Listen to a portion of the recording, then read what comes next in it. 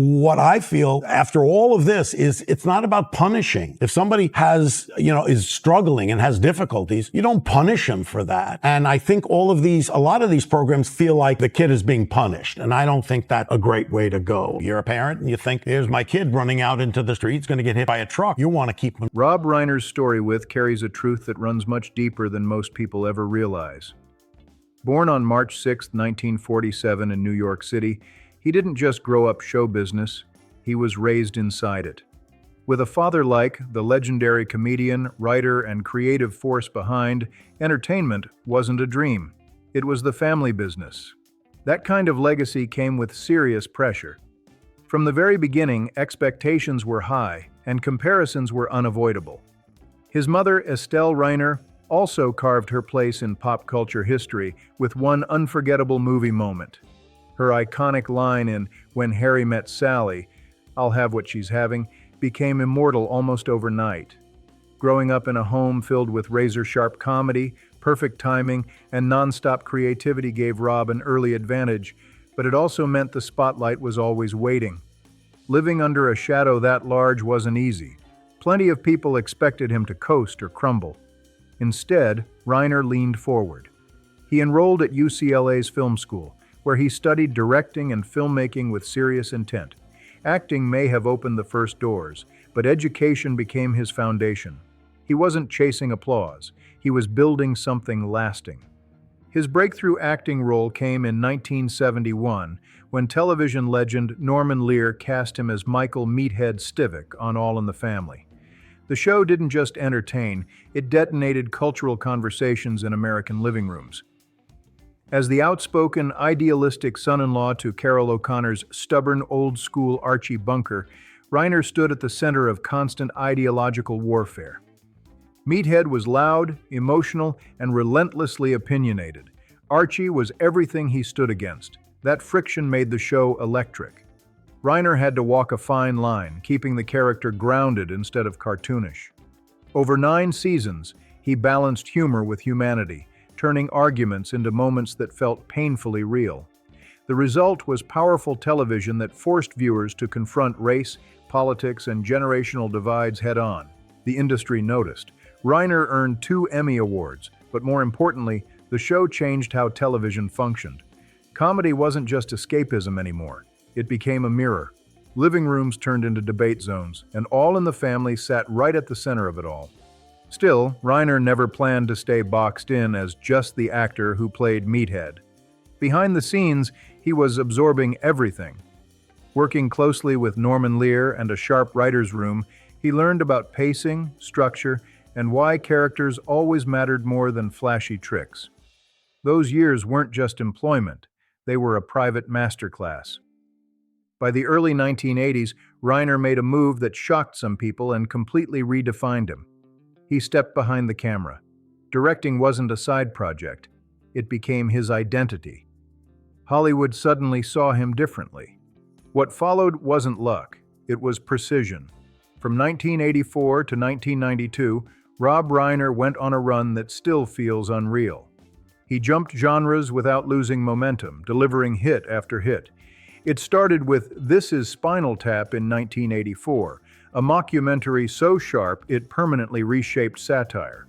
Then came The Sure Thing in 1985, followed by Stand By Me in 1986, a raw, emotional coming-of-age story that punched audiences right in the heart. In 1987, The Princess Bride arrived, blending romance, adventure, and humor into something timeless. Reiner wasn't following trends.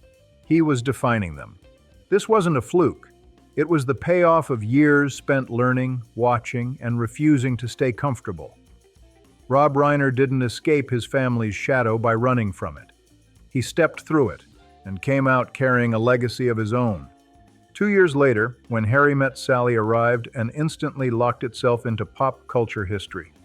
Released in 1989, the film didn't just succeed, it rewrote the rules for romantic comedies. Sharp dialogue, honest emotion, and painfully real conversations about love made it feel personal. Audiences didn't just watch it, they quoted it, debated it, and lived inside it. Then came Misery in 1990, a hard left turn that proved Rob Reiner wasn't interested in playing it safe. The film was tense, claustrophobic, and psychologically brutal in the best way. Viewers were trapped right alongside its characters, unable to look away. It was proof that Reiner could push audiences to the edge without losing control of the story. In 1992, he delivered A Few Good Men, a courtroom drama that produced some of the most quoted dialogue in film history. The tension, the moral stakes, and the performances hit with precision. Very few directors have shown that kind of range in such a short span. Comedy, romance, horror, drama. Reiner handled all of it without losing his voice. What tied his films together wasn't genre, it was heart. At the center of every story were themes of friendship, love, integrity, and truth. Strong writing always came first, followed by performances that felt grounded and human. Actors often delivered career-defining work under his direction, and that wasn't an accident. Reiner built trust on set. People felt safe taking risks with him. In 1987, he took another major step by co-founding Castle Rock Entertainment, named after a fictional town from Stephen King's stories. The company quickly became a powerhouse, producing smart, emotionally driven projects. Its legacy includes Seinfeld, The Shawshank Redemption, When Harry Met Sally, and Misery. Castle Rock stood out in an era drifting toward spectacle by betting on substance instead. Reiner's influence extended beyond filmmaking. He has never been quiet about politics or social issues. Over the years, he's spoken openly about democracy, civil rights, and accountability in leadership. Whether people applauded him or criticized him, one thing stayed consistent: he didn't hide. That boldness traced straight back to All in the Family. The values he voiced as Meathead weren't just lines on a page. Off-screen, those beliefs stuck.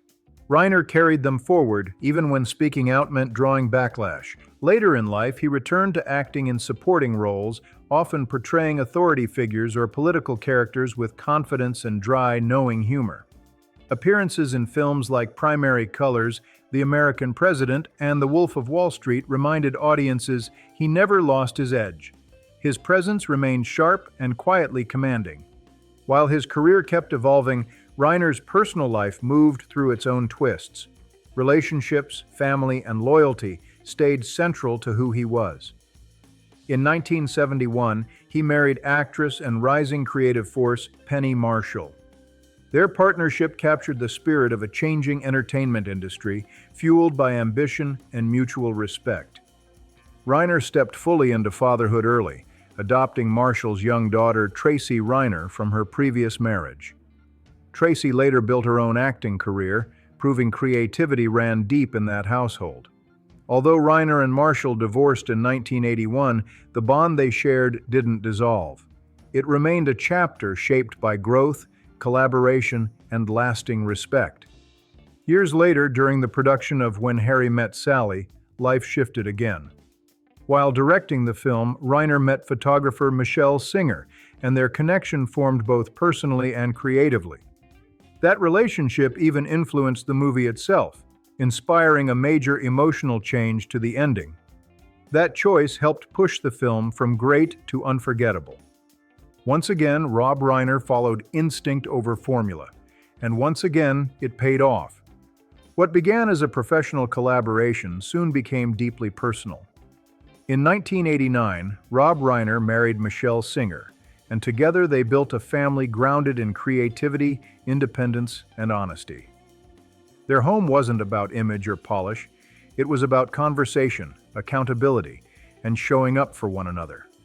Together, they welcomed 3 children, sons Jake and Nick, and daughter Romy, each growing up shaped by both opportunity and the unavoidable weight of public attention. Their eldest son, Jake Reiner, gravitated towards storytelling early. He worked in film before transitioning into journalism, eventually becoming a television news reporter in Houston, Texas.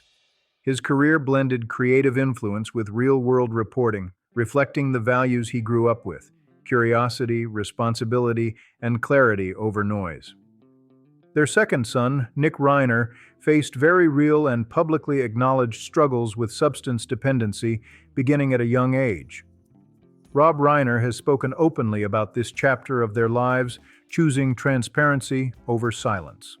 Rather than hiding the issue, the family emphasized treatment, accountability, and compassion. Reiner became an advocate for awareness, stressing that understanding and support matter more than judgment. Their youngest, Romy Reiner, carved her own creative lane as a filmmaker and writer. Known for her close relationship with her parents and her candid voice, Romy has spoken often about the principles she was raised with: empathy, truth, and the courage to confront difficult subjects head-on. Across marriages, parenthood, professional highs, and personal challenges, those values remained consistent. Off-screen, Rob Reiner's life was never presented as flawless. It was real, sometimes messy, and deeply human. While he has always spoken with pride about his years on All in the Family, time added layers to those memories. Looking back, he's been honest that beneath the praise and cultural impact were moments of pressure and quiet struggle that shaped him long after the cameras stopped rolling. "It was one of the most important experiences of my life," Reiner has said. But he has also acknowledged that it wasn't always joyful. That single admission captures what he now describes as the harder truth behind a show millions still remember fondly. Reiner was incredibly young when he stepped into the role of Michael "Meathead" Stivic on All in the Family. Almost overnight, he was placed front and center as the outspoken liberal opposite Carol O'Connor's Archie Bunker. The environment was intense, filled with seasoned performers, strong personalities, and politically charged material that left little room for hesitation. "I was a kid," Reiner has admitted. "I had strong opinions, but not the wisdom yet to know when to push and when to listen." That mix of youthful confidence and high-stakes subject matter often placed him directly in the middle of tension, both on set and off. One of the most challenging dynamics he has openly discussed is his relationship with O'Connor. On screen, their clashes were comedy gold. Off-screen, things could feel strained and emotionally draining. Many viewers assumed the two men disliked each other because the arguments felt so real. The truth, Reiner says, was far more complicated. "There was respect," he's explained, "but we came from very different places." O'Connor, older and deeply protective of his character, sometimes pushed back hard. Reiner, still finding his footing, struggled with being viewed as inexperienced. "There were moments when I felt unheard," he has said, and that feeling lingered. Another difficult truth Reiner has confirmed is how often the show's message was misunderstood. All in the Family was designed as satire, meant to expose prejudice by putting it directly in the spotlight. But not everyone saw it that way. For Reiner, carrying that responsibility at such a young age left a lasting mark, one that shaped how he approached storytelling, leadership, and truth for the rest of his career. But instead of questioning Archie Bunker, some viewers embraced him as a hero. That reaction deeply unsettled Rob Reiner. "It broke my heart," he once said, explaining that the intention was never celebration, but confrontation. The show was meant to hold up a mirror, not hand out applause. Watching harmful ideas earn laughter instead of resistance became one of the most sobering lessons of his career. For Reiner, it revealed the limits of satire. Comedy could expose prejudice, but it couldn't control how people interpreted it. That realization stayed with him. Change, he learned, was far more complicated than writing sharp dialogue and trusting the message to land the right way. He has also spoken candidly about the personal toll of living in constant debate. Week after week, the show tackled emotionally charged material, and the pressure never eased. "You don't notice it at first," Reiner once said, "but carrying that much tension eventually catches up with you." The weight didn't show on screen, but it lived off camera.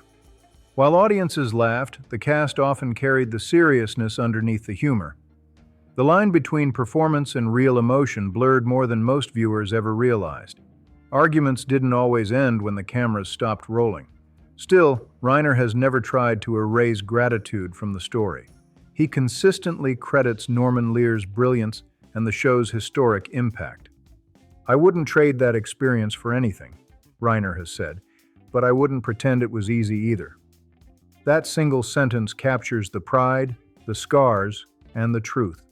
Looking back, he doesn't romanticize those years, he breaks them down plainly. The reality, as he has admitted more than once, is that All in the Family wasn't born from comfort or harmony. It was forged in tension, loud disagreements, and constant pushback. Every episode carried risk. Every joke tested boundaries. Sometimes the backlash landed just as hard as the praise. That honesty only strengthens the show's legacy. It reminds people that meaningful change doesn't come from playing it safe. Laughter echoed through living rooms across America, but behind the scenes there was exhaustion, pressure, and emotional strain. Writers argued. Cast members clashed. Lines were debated again and again.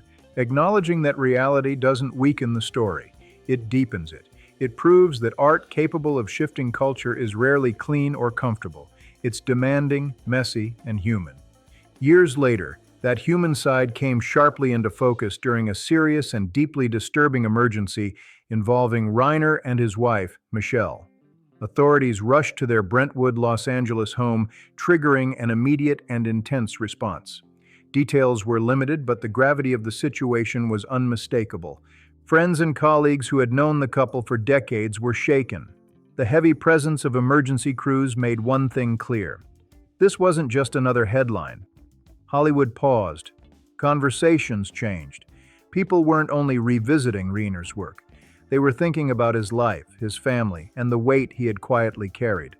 A home once known for warmth, creativity, and open doors was suddenly overtaken by flashing lights, tense silence, and the rigid routines that follow a serious crisis.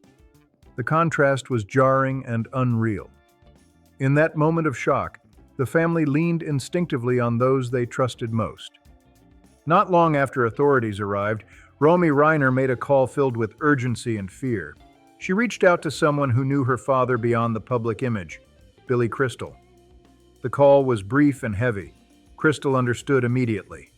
He rushed to the house with his wife, stepping into a moment no one is ever prepared for. His presence spoke volumes. It reflected decades of friendship, shared laughter, creative collaboration, and loyalty that didn't fade when things turned dark. That moment marked a quiet turning point, a reminder that even people seen as legends face private crises that ripple far beyond their own walls. Moments like this pull back the curtain and strip away mythology. What remains is something more real. Not the sitcom, not the speeches, not the applause. Just people navigating pressure, belief, fear, and connection. And in that truth, Rob Reiner's story becomes not just influential, but unmistakably human.